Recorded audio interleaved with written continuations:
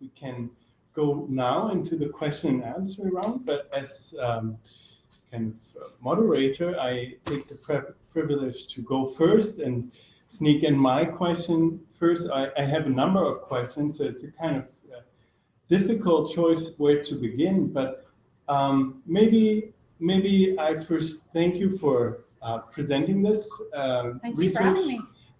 It's really an area that I didn't know so much about, and of course, one of the questions is if I understood you correctly, one of the messages from your research is that the more industrialized livestock production, you concentrate feed, is better under climate change objectives than grass-fed livestock. And that's, of course, first of all, coming, being naive, coming to, from maybe a more ecologically minded person, thinking that the grass-fed option is the better option because it's closer to nature. So that's, of course, something that stuns me first. So maybe you can elaborate a little bit on that. Yeah, that's a fantastic question. And it was reading some research that some colleagues were doing, showing that point that first got me interested in this, because I thought that can't be right. But it is a bit of a complicated story, and it is true that, as with any metric, the calculation depends on what you include. And if we think back to the pie chart, because of the nature of the animal and the nature of the feed, the large-scale industrialized production systems tend to have a much lower emissions intensity than pasture. Per unit of output or per animal, greenhouse gas emissions are lower. But that tends to be the case only if you leave out the emissions associated with the feed production itself.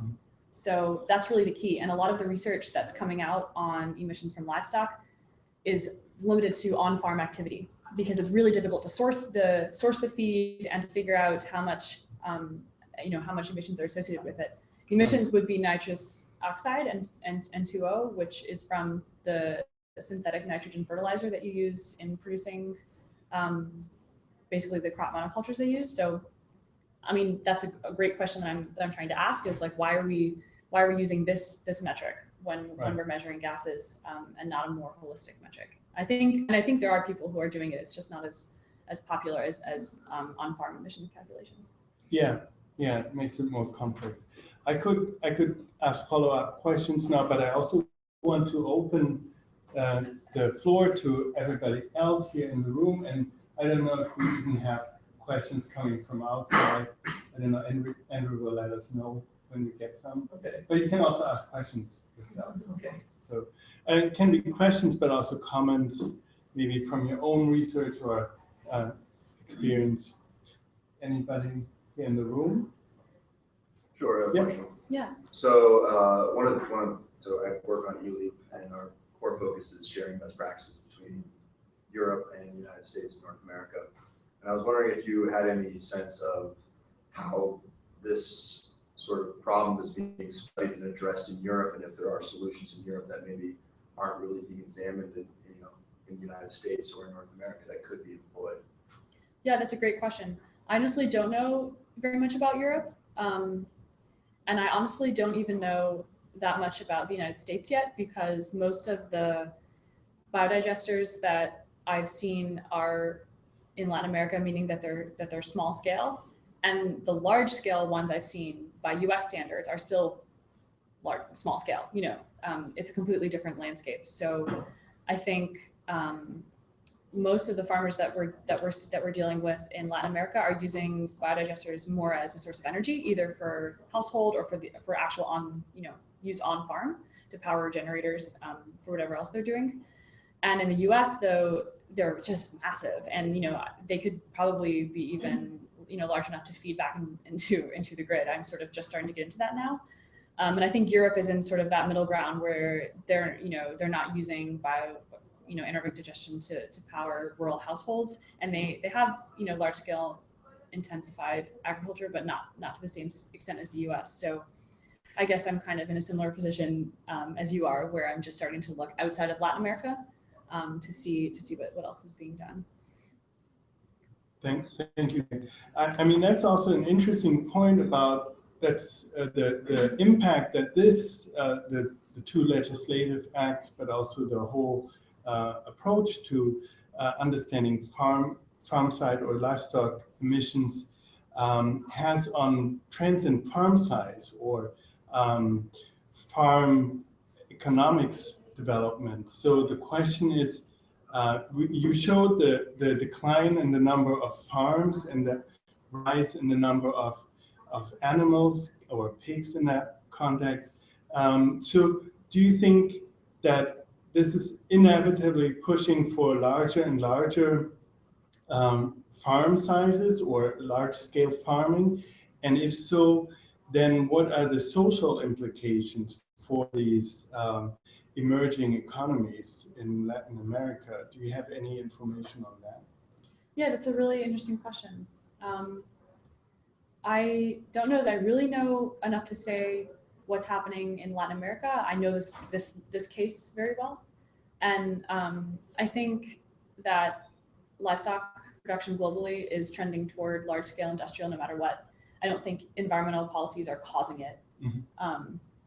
So you would say it's like going together, but it's not a direct causal relationship. There are many other factors. There are many other factors. Where governments put subsidies, and trade is also key, especially in Latin America. Yeah. But I do think that if you're from the environmental field and you're trying to design an incentive,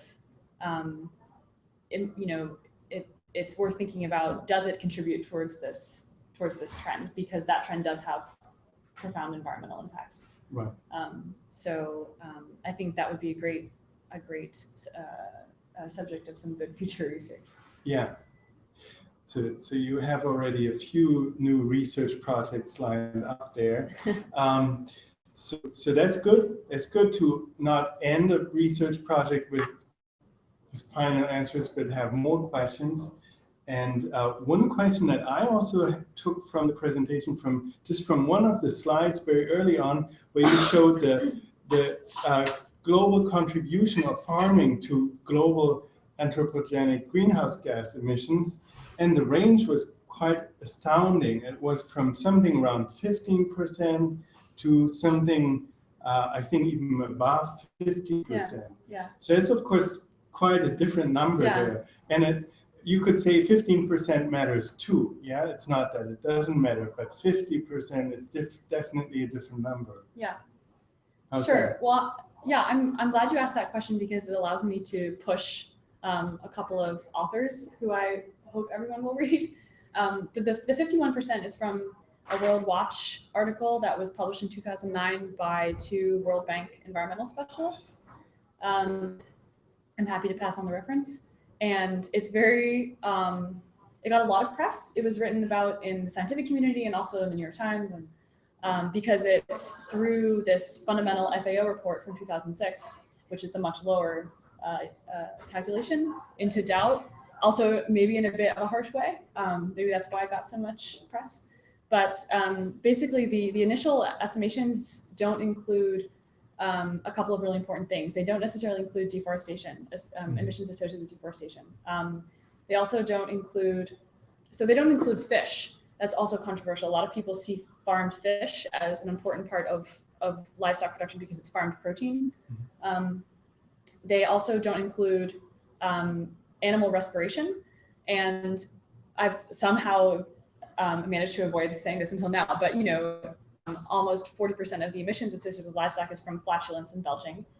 On top of it, there's just normal respiration, which in ruminants actually contributes even more. So the picture is a bit complicated, but again, it depends on what you include in your calculations. And the 51% is from a couple of people who really looked at the entire life cycle. And it's a very interesting article because it also calls on consumers to make decisions about where they purchase the meat and the livestock products that they consume. And when we're talking about emissions intensity versus absolute emissions, I think that's really the key question. If there's a takeaway from today, it's like, why are we emissions intensity? It's the goal is to reduce per unit of something. To having more meat on the table, especially in environments. Yeah, global population is expanding, so that means and there are a lot of cultural and political implications. But one question is we don't see research from the scientific community about literally the idea of producing less instead of just having fewer emissions per unit of whatever we produce. Right. Very good. So one also you presented these two legal acts, these subsidy programs in two countries. Do you have any information about how, basically the history of these laws, how they came about, who was basically lobbying for them, and whether there was a debate about them in these countries? Sure. That's a really good question. I probably should have talked about that. The SENASA law that requires manure management, my theory is that it's related to free trade because of the timing of the law and because of some quotes I have from some ministry officials, but it's hard to verify that kind of thing. Right. But when you open up to free trade and you want to export products, you have to start implementing all kinds of regulations to make sure that those products fulfill whatever agreement you've signed. And one of them is environmental. And I do think that that law was related to the implementation of CAFTA, the Central American Free Trade Agreement, which finally started being implemented in Costa Rica in 2009, but they signed it earlier. So that's why free trade is an important part of the story also.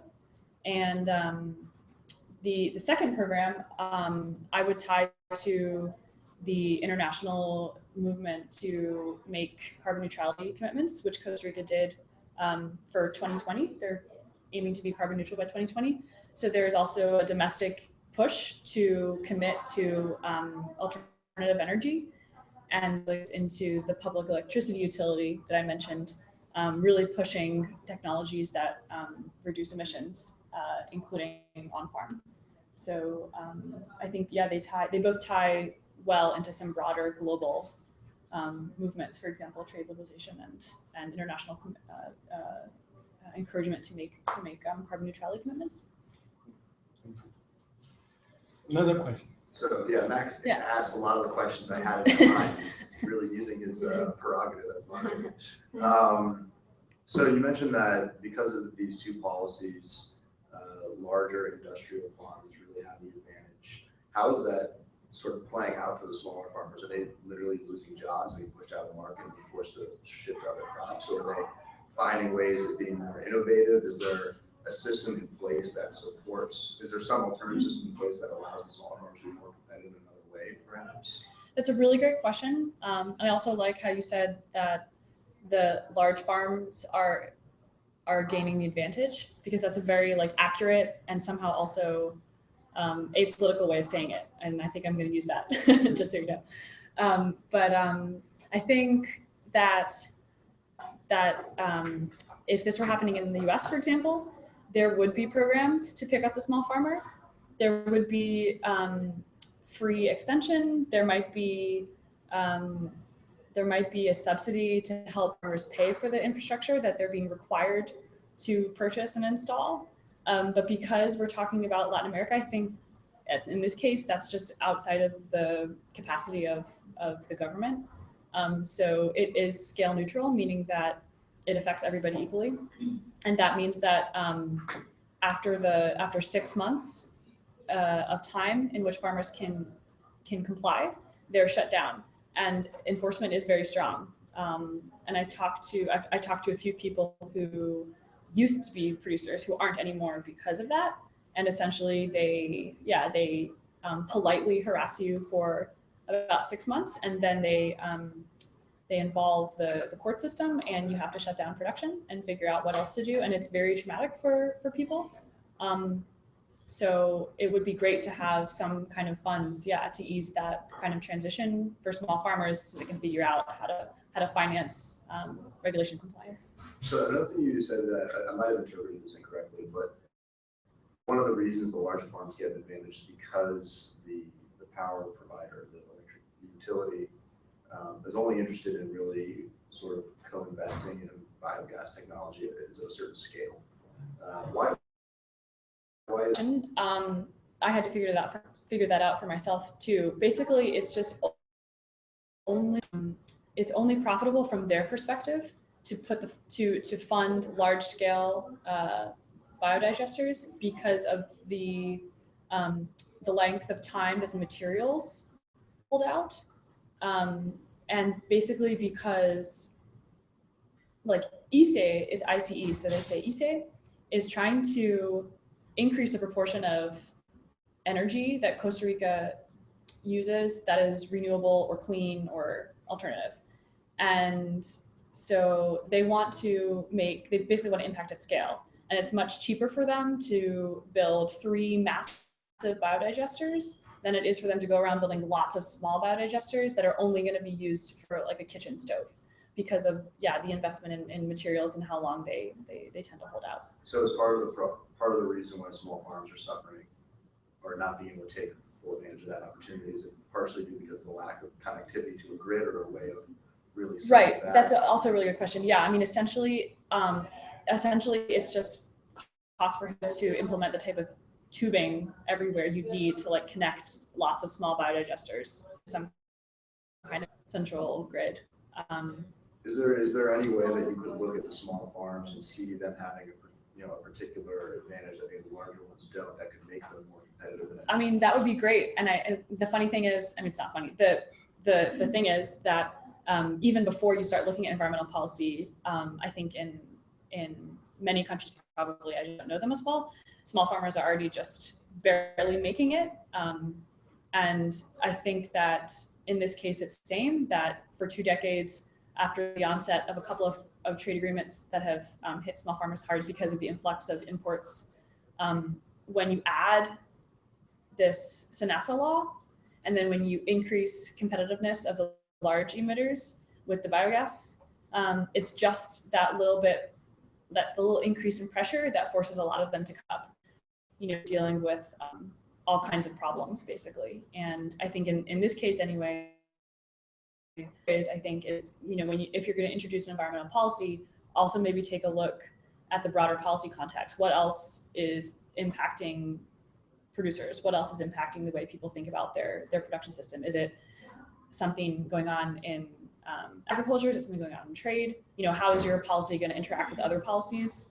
And is that going to affect the outcome that you want? In this case, it doesn't look too good for the small producers. Can I ask, does the market price for the average citizen in Costa Rica stay the same because there's subsidies to create the biogas, or does it go up because it's more expensive to produce? The market price for so if you want to be on the grid, if you want to have electricity going to your office, your home, is that the same as it would be to bring it to a village, or does that change depending on what kind of grid you're working in? So how much you're paying for it? It shouldn't be too different because they ESA is like over 95% of the provider, or provides over 95% of the electricity in the country. So I don't think that would be too different. But basically, if you have a biodigester, and if you can have a biodigester with like 5 pigs, and if you're just a small household, you don't need to be connected to anything, and it's essentially free as long as you keep the maintenance up. And just to kind of off of his question about the biogas and why it's better or why they're targeting the larger farms, it's usually because what goes in the anaerobic digester kind of contributes to the amount of biogas and the consistency that will come out. So if you have this industrial farm that is feeding it with the feedstock, like you said, that's imported, and you know exactly what it is, and it's not scratched from that's that. a great point. It's like as an investment, it's more consistent. Yeah. And you're going to have you're going to know the actual percentage of biogas that's coming out of the anaerobic digester. So just seems it just ends up being a better investment from a business standpoint to go into like a large farm because it's going to produce more raw gas that's more consistent. So you Which think that also feeds the problem though of Yeah. having people import the feedstock that is more consistent and things along those lines. That's usually Yes. why. so you think ESA is probably checking what feed is going into the production system that's then going into the biodigester? That's how it's Okay. done here, definitely. And Interesting. it's like it's a science of what goes in, like what goes in manure-wise, so what goes into the cows, and then kind of what will come out of it. Okay, that's interesting. So I know that's here that investors definitely work a big time on that. Yeah. So, I mean, it's interesting what you said about just using waste to feed the animals as opposed to concentrate, because another funny thing is that like taste for meat plays a role in this. Costa Ricans really like fatty meat, and they think that feeding animals with whatever is left over from their kitchen produces the best tasting meat. The market in the US is completely different because they like leaner meats, so they want only concentrate fed meat. So as the market shifts towards exporting pig products with CAFTA, there's an impetus to switch to grain fed, which also impacts emissions. And it's because of this, just sort of how it tastes. And the Costa Ricans, when you talk to them, they're saying, we don't get it. You know, the meat we eat, we produce using table scraps, and we like that. We would never eat this, you know, corn fed stuff. So it's very interesting. It's where cultural aspects come in again. Yeah. Where you come then back again to social issues, because cultural is closer than to social aspects. It's very interesting. It's also a question whether tastes globally converge, whether there's going to be more global food culture as well. And then again, you see that in industrialized countries, maybe yet at a very small scale, but some roll back towards old pig breeds. Oh, okay. And new, you know, rediscovering the old basically, and moving away from the lean meat towards the more, well, I wouldn't say, if I say natural way, that's already judging it in a way. I'm not trying to. I'm just saying it's going back, stepping away from traditional, artisanal. But of course, that's a niche market and probably will be for quite a while just because of cost considerations again. So we have all these trade-offs.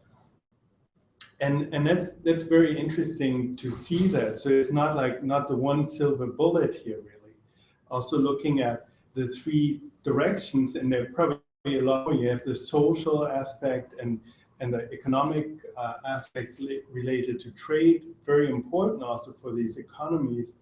And then you have general environmental impacts and the specific climate impacts. And that's one thing I wanted to bring back, because we say emerging leaders in environmental and energy, climate and general considerations. Are these at odds here, looking at the case of the pig farming, or is it just a matter of system boundaries, what we look at? Are these not at odds and just as a matter of having a full-scale integrated assessment? What's your take on this?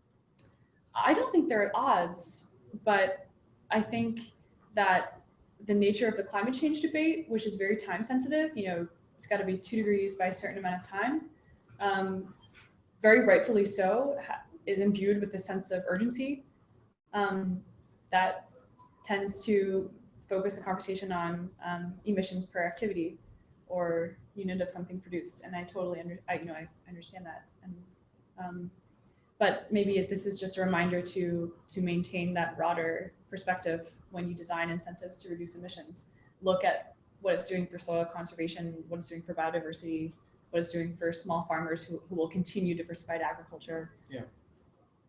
Anyone else?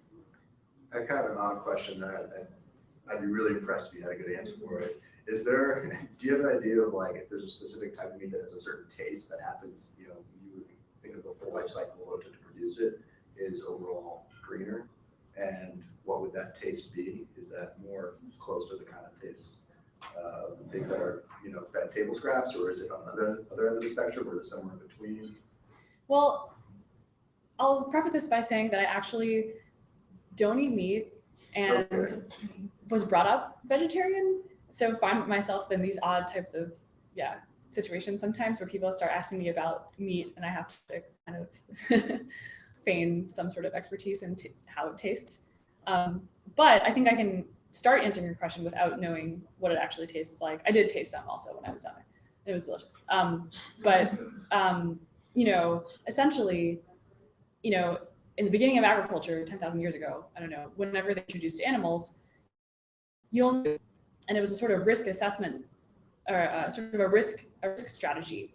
You know, you have the cow because the cow, it produces milk daily, so it's a reliable daily source of protein.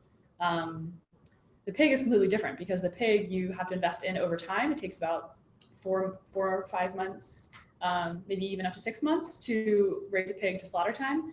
And then you slaughter it, and then you have to either like give it away because you won't be able to save it unless you have a refrigerator because you're more modern or something, or you have to dry it or something like that. But there are different ways of having protein available, and that also is a way to recycle waste. So the pig is nice also because you can feed it anything. Pigs will literally almost eat anything, and cows just eat grass. That's very simple.